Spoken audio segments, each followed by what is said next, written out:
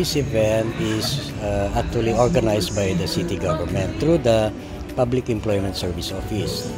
One of the activity which is in line with their Charter Day celebration. So yearly ito. Now our role here is to make sure that local employers who are here participating have the necessary permit. Wala silang kaso sa amin. They must have the necessary clearances so that they can participate.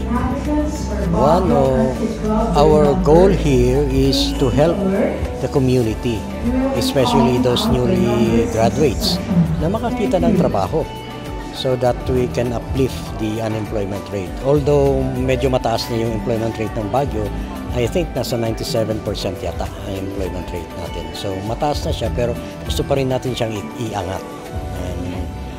Para naman magkaroon ng trabaho lahat ng mga graduates natin dito and also those who have not yet found jobs. Maganda po siya and very organized. As I can see po kanina, yung mga on the spot hired po, maganda po siyang experience din even if ganto kadami yung mga tao. Yun, magpakatotoo tapos attitude-wise, tapos yung maliban sa attitude-wise, yun din yung consistency mo as employee.